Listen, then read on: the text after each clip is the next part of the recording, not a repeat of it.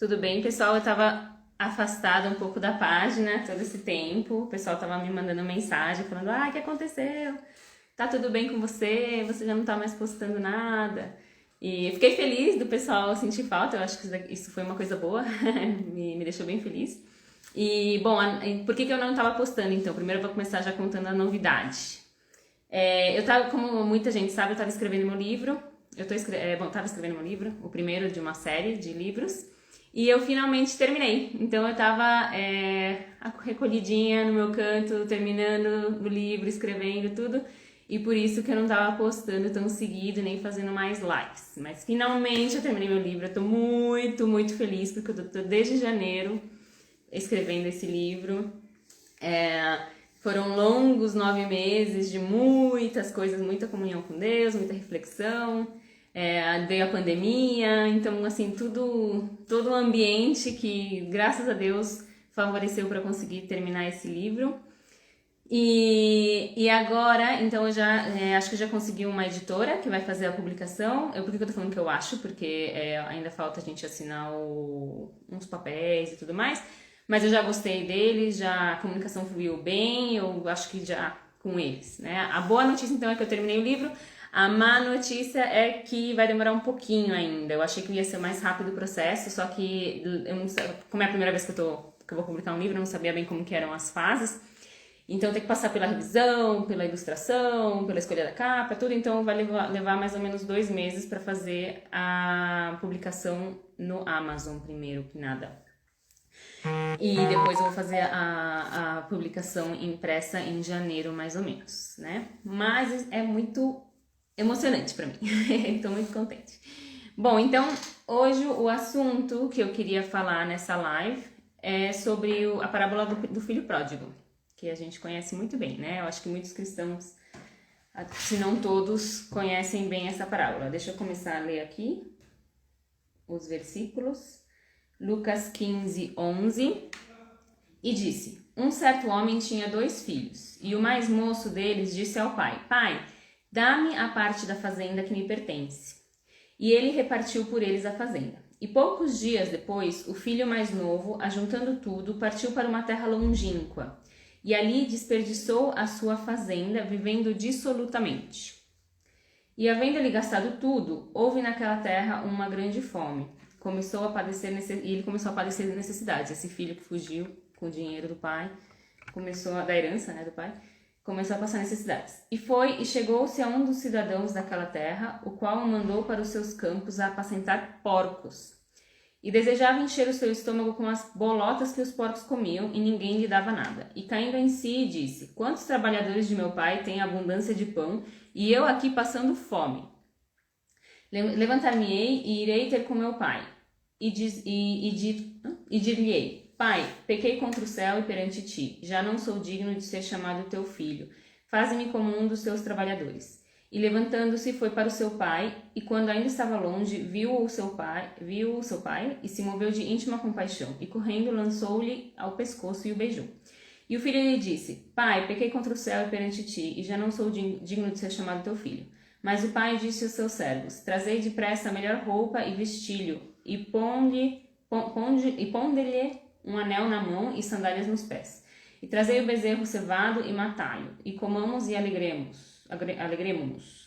Porque este meu filho estava morto e reviveu, tinha se perdido e foi achado, e começaram a alegrar-se. Eu vou parar aqui, né? A parábola continua com a reação do filho mais velho e tudo, mas eu vou parar aqui. Então, vamos fazer uma análise aqui dessa história, que a gente gosta tanto, né? Eu acho que todos nós, quando lemos essa história, sentimos um alívio, falando: como Deus é maravilhoso, porque Jesus contou essa parábola, né? Representando como que Deus age com relação aos nossos erros. E a gente, na nossa cabeça, né, de adulto, fala: nossa, que lindo, né? Deus sempre está aberto, de mãos abertas, para nos receber quando a gente comete algum pecado. Mas será que a gente reage da mesma maneira com os nossos filhos? Afinal, o que é o pecado, né? O pecado não se trata de uma desobediência, então será que a gente reage da mesma maneira com a desobediência dos nossos filhos? Eu quero começar vendo essa história, analisando essa história, que a Bíblia deixa muito, muito claro que se trata do filho mais novo. E na psicologia adleriana, de Adler, ele tem uma teoria que fala sobre a posição de cada filho na família. E dentre as características que ele fala, o mais velho é mais responsável, tem um perfil mais de líder e tal. Acontece por uma diversidade de coisas, né? Porque a dinâmica entre pais e filhos é diferente com o filho mais novo, com o filho mais novo e tudo, né? Com o filho mais velho e com o filho mais novo. E bom, a Bíblia, ela faz questão de falar então que o personagem central aqui da história era o filho mais novo. E na psicologia adleriana falam que o filho mais novo, entre outras características muito positivas, tem a característica de ser um pouco mais irresponsável. E certamente esse pai da história, que a gente sabe que Jesus estava falando de Deus, né? Mas vamos trazer aqui para um exemplo terreno. Esse pai da história, ele provavelmente sabia que esse filho mais novo tinha essa característica mais irresponsável, que ele era um pouco mais com tendência à rebeldia, né? Mas como será que a gente reagiria, nós, se o filho mais novo, que a gente sabe que ele é mais assim, mais rebeldinho mesmo, né? Como que nós reagiríamos? Será que a gente começaria a falar, quando o filho chegasse e falasse, olha, me dá a minha parte da minha herança? Será que a gente ia falar, você tá louco? Ou será que a gente ia começar a fazer piada da cara dele, falar, ai, você vive com a cabeça nas alturas, hahaha, né? Que você tá doido que eu vou te dar seu dinheiro. Será que a gente ia começar a xingar e falar, como assim? Você tá me pedindo a herança, seu cara de pau, eu ainda tô viva e você vem me pedir a herança? Será que a gente ia reagir dessa maneira? Ou talvez outra maneira que a gente pudesse reagir, sabendo que o filho é assim mais irresponsável, o filho mais novo, talvez colocar ele de castigo e falar, você vai agora trabalhar de dia, de noite, até você ganhar o dinheiro que você vem me pedir pra te dar como herança? Será que a gente ia reagir dessa maneira? Ou talvez, será que a gente ia chegar ao ponto de dar umas palmadas nesse filho e falar, você vai aprender que a vida é dura, não me volte a pedir a sua herança, que você vai ter que esperar eu morrer para eu te dar a sua herança. Será que a gente ia reagir dessa maneira? Eu acho que, sabendo de como o ser humano é falho, talvez a probabilidade de que a maioria dos pais reagisse dessa maneira é maior, né? Mas a Bíblia nos mostra que esse pai, ele com certeza era um pai sábio e prudente, porque é a representação de Deus, né? Mas vamos colocar aqui como um pai da terra, que esse pai, ele tinha uma certa sabedoria, ele tinha a prudência, mas a sabedoria ao mesmo tempo. E mesmo sabendo que era o filho mais novo, o mais irresponsável talvez, o mais rebelde talvez, eu consigo pensar, eu consigo imaginar que esse pai pensou, não, eu prefiro dar o dinheiro agora em vida, sabendo como é meu filho, porque eu posso ver o que ele vai fazer com esse dinheiro, em vez de ele pegar esse dinheiro quando eu morrer e eu não vou mais saber o que fazer, eu não vou saber o que aconteceu com a vida dele, né? Se ele soube dar um bom uso pro dinheiro, se ele se perdeu na noitada, né? O que aconteceu com ele. Então eu consigo imaginar que esse pai, na sabedoria grande que ele tinha, ele falou, eu vou dar esse dinheiro pro meu filho agora e se ele precisar de ajuda, eu sei que eu vou poder ajudar se alguma coisa der errado. Então esse pai, ele terminou entregando mesmo o dinheiro. E o filho, então, o que aconteceu? Passaram uns dias, ele desapareceu, né? Ele fugiu com o dinheiro, saiu, foi pra gastar o dinheiro em tudo que ele queria, gastou mal, né? Se deu mal, foi parar numa fazenda cuidando de porcos, em que ele, né, nem comida tinha. E... Peraí que eu tenho aqui tudo que eu escrevi. Então... Tá, então, e esse pai, qual será que foi a reação dele do outro lado, né? Será que ele começou a maldizer o filho? Será que como que a gente reagiria se fosse um nosso filho? Será que a gente ia começar a maldizer, a reclamar com toda a família? Ai, aquele ingrato foi embora. Falar, quando ele voltar ele vai ver, ou se eu encontrar esse moleque, ele tá perdido na minha mão. Imagina, foi uma coisa grave que esse filho fez, né? Ele pegou um dinheiro e fugiu, saiu, era o dinheiro dele, era a herança dele, mas ele traiu a confiança do pai, né? E a gente poderia talvez pensar, não, ele traiu minha confiança, ele mentiu pra mim, esse filho morreu pra mim. Só que essa reação, ela não é a reação que Deus tem com a gente, né? E ela não é a reação que teve esse pai da história, porque esse pai, ele, acima de tudo, dá pra ver que ele tinha fé. Porque quando ele entregou esse dinheiro, provavelmente ele sabia que esse filho talvez não ia fazer o melhor uso, mas ele entregou também a parte que corresponde a Deus. Porque a gente pensa que como pai, com uma varada, com uma palmada, com uma reação enérgica, a gente é capaz de tirar o pecado do filho, mas a gente esquece que isso não nos corresponde. Quem tira o pecado da humanidade é Jesus. Então, é muita soberba pensar que a gente, com as nossas mãos, com uma atitude odiosa, com uma atitude de raiva, é capaz de garantir o sucesso 100% do filho. Existe uma parte que sempre vai ser de Deus. Existe uma parte que a gente sempre vai ter que confiar para Deus. E esse pai, ele mostrou isso, né? Ele teve fé, porque ele falou, eu vou dar o dinheiro pro meu filho, sabendo que existe uma probabilidade dele fazer um uso indevido, mas eu entrego também a Deus que instrua esse meu filho e que faça ele, direcione pelo caminho que ele tem que passar, né? Porque muitas das vezes existem coisas que, como pais, a gente não vai controlar. A gente não, existem caminhos, existem ensinamentos que nossos filhos vão ter que passar, consequências das próprias escolhas deles, que eles vão ter que passar, que não dependem da gente. Porque cada um de nós tem momentos que vai passar por algo para construir depois algo melhor, né? É o que a gente fala muito como cristãos. A gente passa pelo deserto e quando sai do deserto a gente já está preparado para guiar as pessoas pelo deserto que a gente passou, né?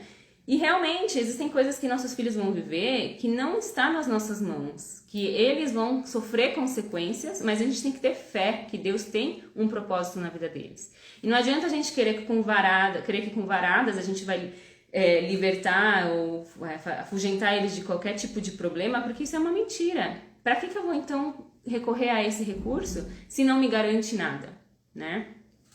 Então esse pai, ele tinha fé, ele viu que Deus, ele cria que Deus ia levar o filho dele pelo caminho que ele tinha que andar, e ele sabia que essa decisão permitia que quando o filho quisesse, ele poderia voltar para o pai e o pai estaria vivo. Era uma herança, mas o pai ia estar vivo para ver o que aconteceu com essa herança, né? E bom, por outro lado, esse filho, ele demonstra que ele conhecia o pai que tinha, né? Imagina que fosse uma relação tóxica, uma relação ruim, uma relação que o filho, na verdade, porque esse filho da história demonstra que ele não fugiu de casa para fugir dos pais. Não, ele fugiu porque ele quis conhecer o mundo, né? Mas imagina que fosse uma relação tóxica em que ele estivesse saindo de casa porque ele queria fugir dos pais. Como será que teria sido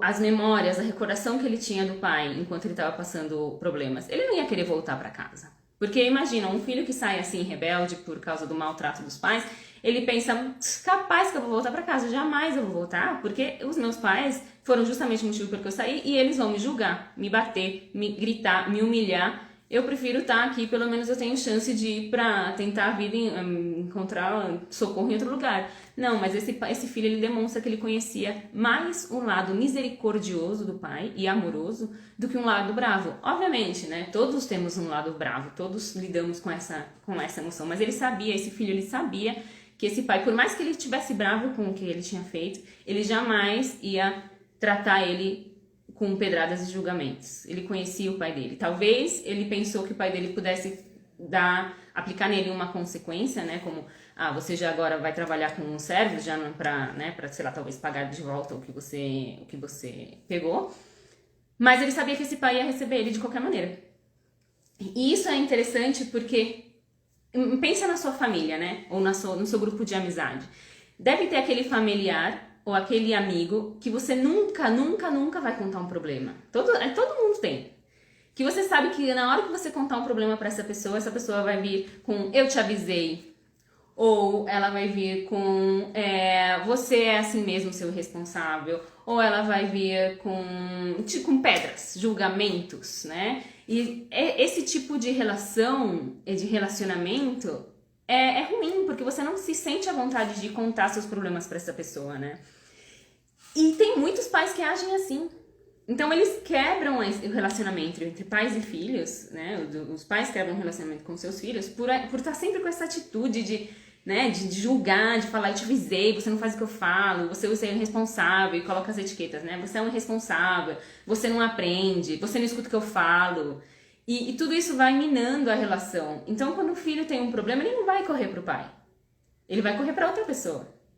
Só que a gente vê nessa parábola que não, que o filho, ele conhecia mais o lado misericordioso do que o lado irado desse pai.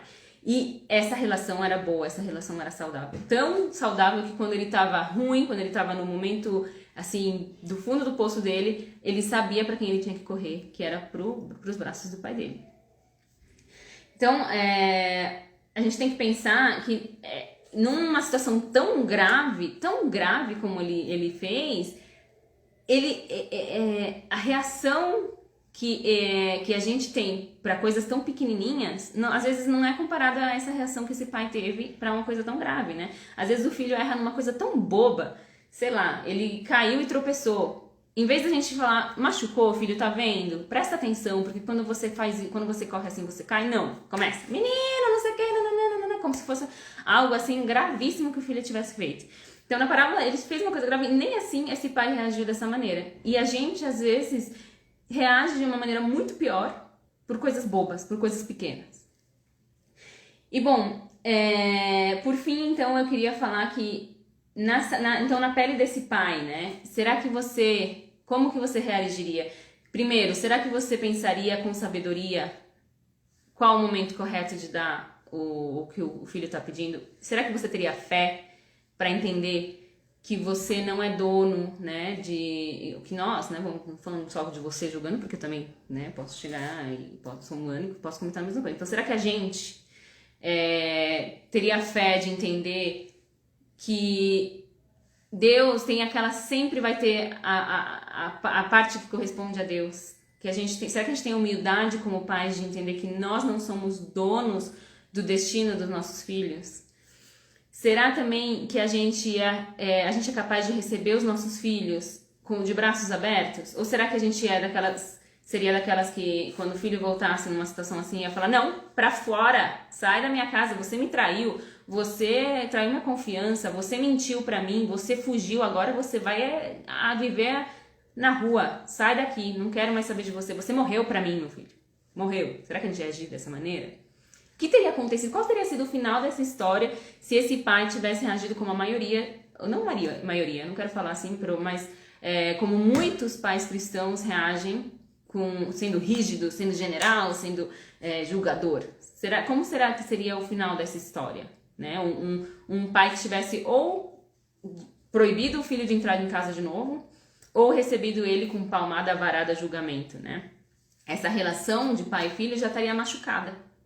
Já não traria mais frutos. Seria uma relação já que talvez demoraria muito tempo. Talvez ia ser aquelas histórias que só no final da vida, antes de morrer, o pai olha pro filho e fala, ai, me perdoa, pai, eu errei com você. Que bom que as pessoas se arrependem, mas pra que esperar tanto tempo, né? Pra que construir anos e anos de uma relação ruim com o filho, se a gente tem a possibilidade de construir anos e anos de uma relação boa, de confiança, de amor e misericórdia, né?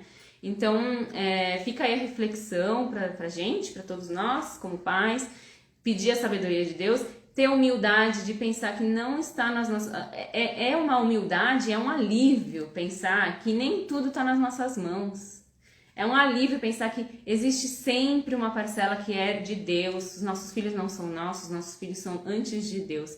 E não adianta, para que eu vou desgastar a relação com meu filho na base da palmada, das agressões, das ofensas, se eu posso construir uma relação saudável, de aconselhamento.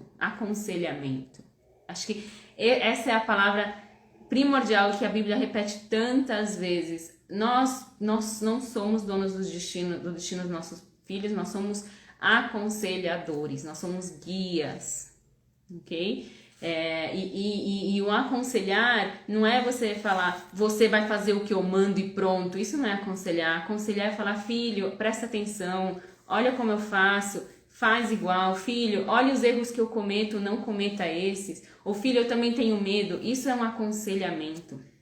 Então a gente tem que sempre direcionar os nossos filhos nesse sentido e não como se a gente fosse dono do destino deles, do presente, do passado, do futuro e que a gente soubesse exatamente o que eles têm que fazer e eles têm que obedecer ao pé da letra, certo? Então essa é a reflexão que eu queria deixar no dia de hoje. Espero que vocês gostem, que vocês tenham gostado. Se vocês têm alguma dúvida, vocês escrevam aí. E como eu falei, talvez alguém não viu no começo da live, A boa notícia que eu tinha pra contar é que eu finalmente terminei o livro. Tô muito feliz. E em poucos meses, eu queria que já em outubro tivesse disponível, mas não vai ser possível. Mas em poucos meses já vai estar disponível, primeiro pelo Amazon e depois em físico, certo? Muitos beijos. A Miriam chegou já quando eu tô terminando. Oi, Miriam. E tem mais gente aqui que chegou depois. Mas essa live aqui vai ficar na página para vocês verem o vídeo completo. Muitos beijos para todos. Tchau!